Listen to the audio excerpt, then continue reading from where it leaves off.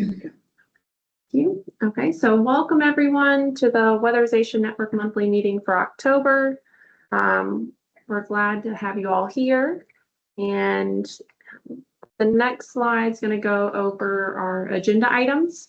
We're going to go through updates and reminders over the Hancock Mint migration, spending production updates, IJA updates, when our next meeting is held or scheduled to be held, and then WDR program updates. So first, we're going to start on the weatherization side, and then we'll go over to WDR with Aaron. For the federal government update, we did want to let you know that DOE weatherization staff are considered essential workers and are working. DOE and LIHEAP payments are not affected, and IJA payments are being paid. Some of them are being processed slowly, and we've been made aware from our DOE project officer the backlog is related to the end of the PY24 end of the year crunch, and then also when they were trying to get through the PY25 state plan approvals. For LIHEAP 25, the MOA from DSS was received and signed. And then the grant agreements went out for signature on 10/7/25. If there are any that have not been signed by a subgrantee, please have those returned to us. There should be a place in CAMS to upload it. And then once you've submitted that and it's been fully signed, then you'll have access to those funds in the Hancock software. For an IJA update, for those that are applicable, it's not for all the subgrantees, but the reallocation amendments went out 10/8. And then once those are signed, budgets are being updated in Hancock. If your budget has not been entered in yet, it should be within the next few days. We appreciate your patience with this, but they will be entered in the next few days if they have not already. And then for DOE 25 updates, Virginia received its full approval, and we anticipate the grant agreements to be expected to be sent out either the end of this week or the beginning of next. So as Tim had sent out an email at the beginning of October, our priority was getting LIHEAP out first, followed by any of the IJA amendments, and then DOE. And then we did want to make you aware for an upcoming information notice that we are working on adding WDR into Hancock. So you may already see that as a funding source. This will be mirroring how utility funds are entered. So nothing with WDR process and CAMS will change. All of that will still stay the same. Your remittances and payments will still go through CAMS. But this is solely so that we can see the job in its entirety. And when you're submitting your utility or your weatherization and now your WDR invoices into the system, then we would then have the completed job. If there are any measures that are not submitted on an invoice in Hancock, the job's not going to show as completed. At this stage, we are in the process of adding and assigning measures to the WDR funding source for when it's ready to be used, and we will release an updated information notice that's going to be similar to information notice 01/2019. When we send this PowerPoint out, you'll have a direct link to it in this slide.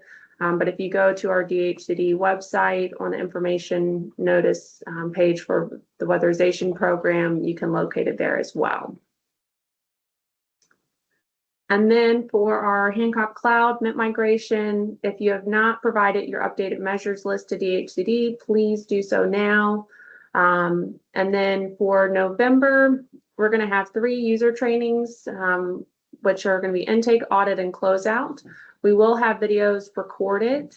So if your staff is unable to attend, you will have a link to a recording, and the Teams meeting invites will be sent out within the next few days. The first one that's going to take place is going to be Monday, November 3rd from 1 to 3 p.m. And this is going to be for the admin staff for intake. And then the following week on Monday, November 10th from 9 a.m. to 12 p.m. This would be for the field staff.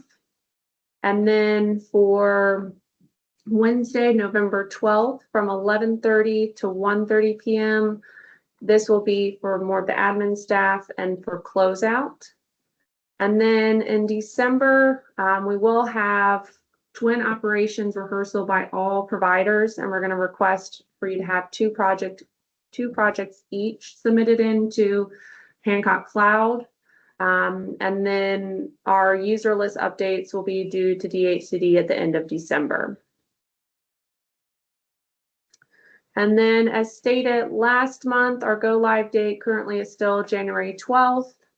And then this slide just going to remind you about what to do with the in-progress jobs, and then how do we transition to the new client priority ranking system. Since we went over this last month, I'm not going to go through these bullet points, but if you have questions or you want to refer back to them, the slides will be sent out this week. And then for our what we call our weatherization scorecard, we're going to go through our ACPU levels, our spending and balances, health and safety percentages, and the production count. And as a reminder, this is only going to reflect for approvals sent through September 30th.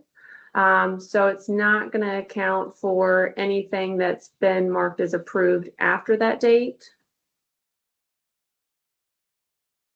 For the network ACPU levels, you'll see for DOE 24, WRF 22, WRF 23, and WRF 24, we stayed within the allowable limits, which are on the right side.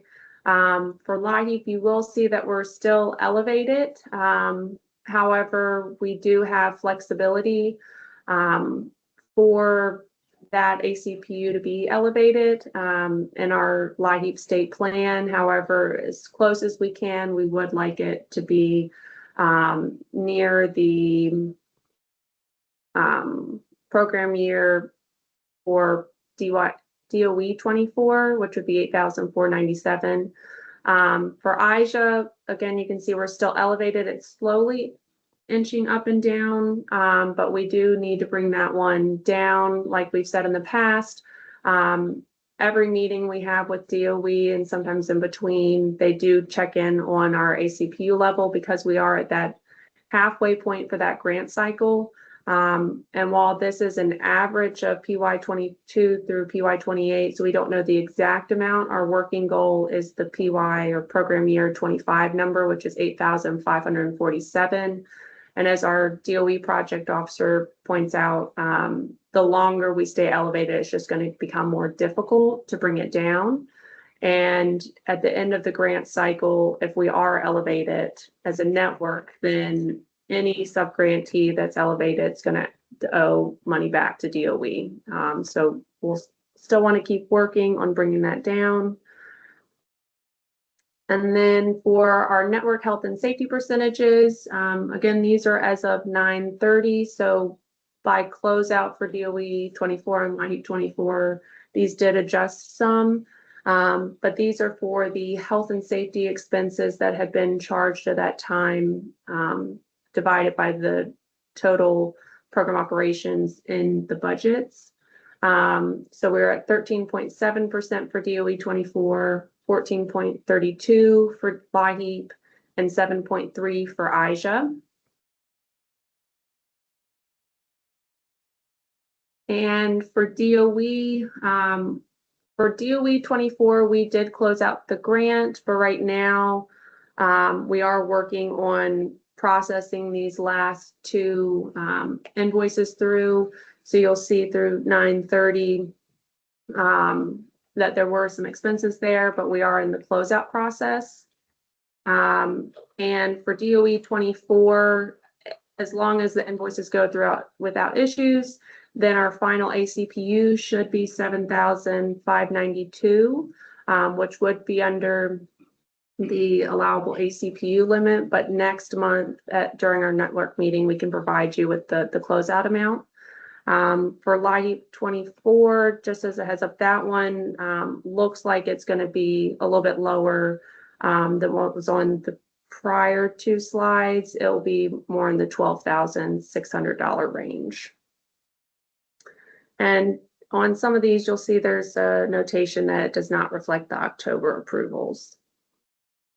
And then for WRF 22, we zeroed out. So I do want to send out a thank you to any of the subgrantees for any of the funding sources we were closing out, which would have been DOE annual funds, our WRF funds, and our LIHEAP funds. We really did appreciate, there was quite a few reallocations that occurred, but we had some subgrantees that stepped up and took on the additional funds, but also worked on keeping our ACPU and allowable limits. So I did want to say thank you to all of you. And you'll see in the next few slides, we were able to zero out WRF 22, 23, and 24. In comparison to last month, that was a decent feat to make. So I do want to say thank you to those agencies and all of you that submitted your final invoices. So this would be the WRF 23, and you'll see we zeroed out and we still maintained our allowable ACPU limit. And WRF 24, again, we stayed within the ACPU of 15,000 and we zeroed out that one as well.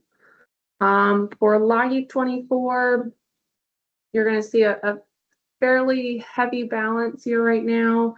But we are submitting our final invoice to DSS this week, and we zeroed that out. So again, thank you all for getting your invoices in and helping us close out the program year. And then for IJA, this does not reflect any of the October reallocations that I mentioned earlier. So you'll see those numbers next month. But this would give you an idea of where we were as of September 30th. And then for our IJA updates, as a reminder, our production goal for that, the full grant is 4,808 units. One of the milestones that we need to meet is 30% of that goal, which would be 1,442 units. From approved invoices through September 30th, that's 1,250 units. So we have about 192 more to go. Again, this is not the only milestone. There are other milestones that have to be met, but this is a big one for us to meet. We also do need to be mindful of bringing down that ACPU level as well. So please work on that, as we stated earlier, just to allow us to get the next release of funds. And then our next monthly network meeting is scheduled for Wednesday, November 12th at 9 a.m. A meeting invite was sent out on August 5th. If you need it to be forwarded to anyone or resent, please let me know and I can do so after this meeting. And then at next meeting, we'll have the scheduled December meeting invite made aware for all of you. And then Aaron.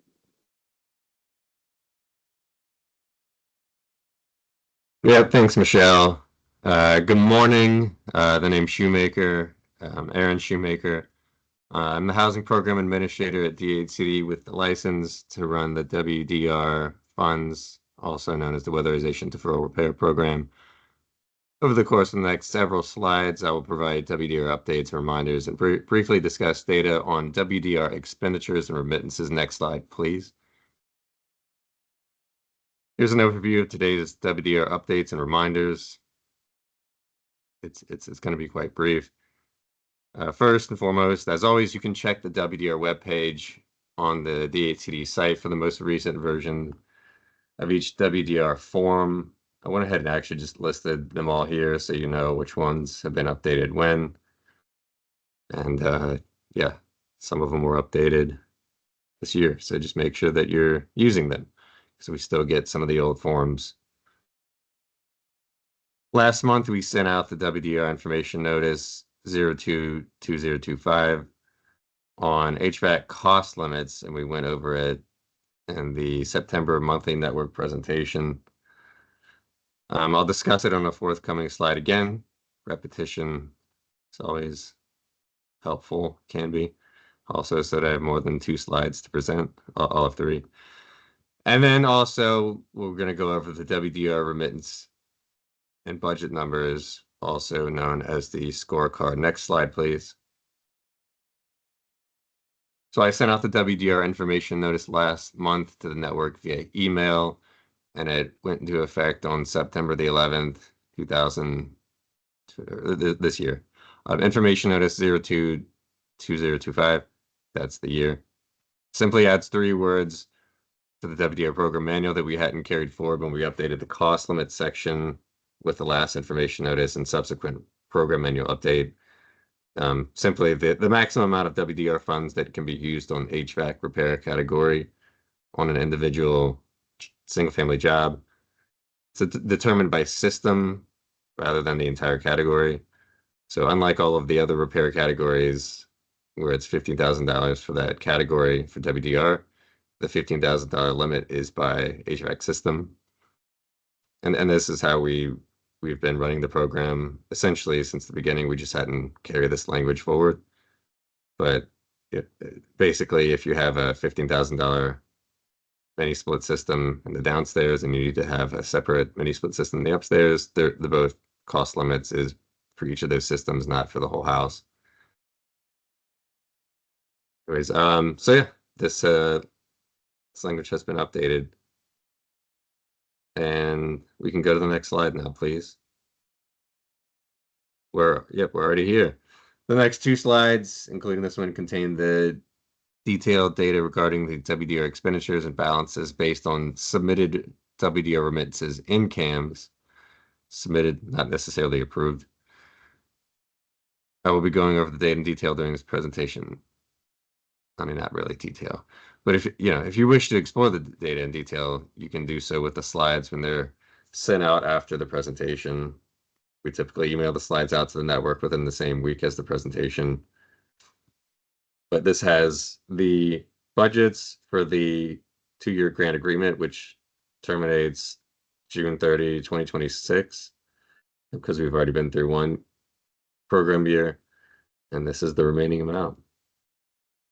Next slide, please. This slide has the data on the submitted remittances of WDR that shows how many homes we've served. And so this is fabulous. We've served over 2,200 total homes since the inception of this program, July 2021, and over 1,300 single-family homes and 941 multifamily units. The average cost, including admin, still hovers at around $21,000, just like it did last calendar year. And the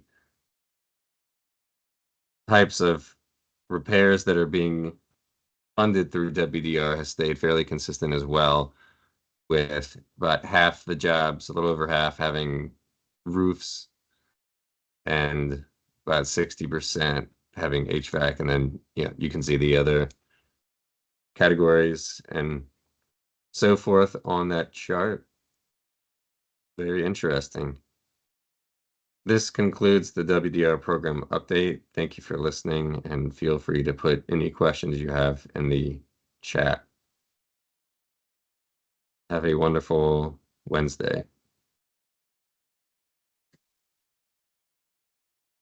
Do we have any questions from the network? I know we finished a little earlier today than usual, but if you have any questions or wanted to bring anything up while the network's here, please feel free to in the chat or unmute your microphone.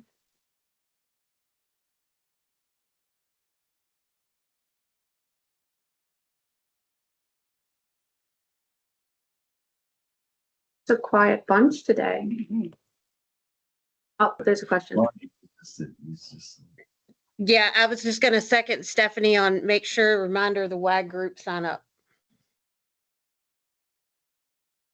Do you have a deadline of when you need people to register for that? Let's say November 30th as a deadline for signing up, please.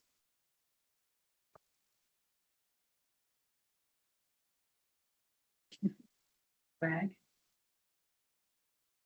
Sandra, is this in regards to the WAG? Yes, for our December meeting, we're going to be looking at comparing the first page of the WAP application. So if everybody could send a copy to Sandra, then she can get printouts for us so that we can all review them.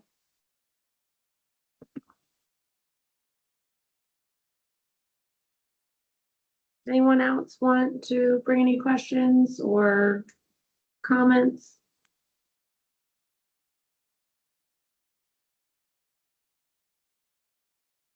Hey, No? Michelle.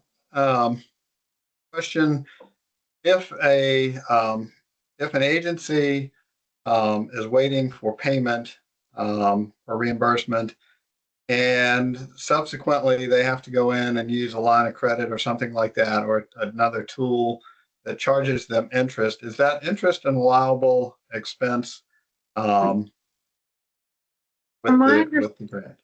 From my understanding, no, not that I've seen.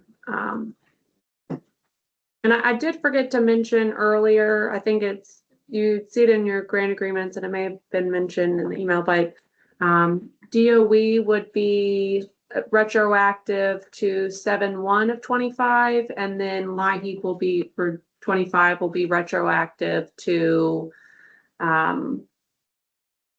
September 1. Thank you.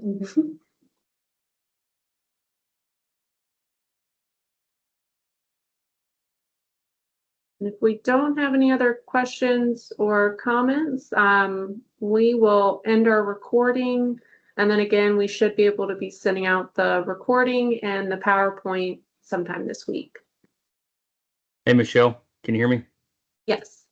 Hey, I wasn't sure if this was toward the end of the meeting, so just thought I'd just throw out a couple things from the training center, if that's okay. Yes. So just two things. We do have a special class if anybody's interested in it. It's a crawl space encapsulation. I know a lot of you folks run into crawl space issues. It's a one-day class. It's not covered under our DHCD, contract, but for those of you that have asked about crawl space issues, how to deal with the moisture, how to properly encapsulate them, different products, processes, etc. We held one of these recently in our Baltimore training facility, had about 19, 20 people in there from 5 different states, and it went really well. They got a lot out of it. It was very applicable to weatherization. I know a lot of us don't do closed crawl spaces, but just understanding the sciences and what we need to be aware of, just putting down basic poly even is very important. So we have that going on coming up in December. If we have enough people, we'll hold 2 classes. Right now, they're capped at about 15 people per. So reach out soon if you're interested in that. And also, as of yesterday, we have secured a date for our summer interchange. It will be next August 3rd through the 7th at the Wyndham, which will give us a little bit more time to look for some other spaces in coming years. Maybe do a rotation between the beach and maybe Central or Southwest Virginia to kind of break up the travel for those on this end of the state. So next year, we are back at the Wyndham for one more year while we look at other options. It gives us a little more time, but mark your calendars for August 3rd through the 7th. And then if you were part of that planning committee for session needs and things like that last year, please just let me know if you want to continue or if you want to trade out with someone else. But we will be starting that up early next year as well, starting to create that agenda. So be thinking about what you're struggling with and what you need training on and what you would like to see at that interchange. That's all I have. Thank you, Phil. Okay, we are gonna stop the recording because it doesn't seem like anyone else has any questions or concerns or comments. Thank you for joining in, and we'll see you November 12th. Bye, everybody.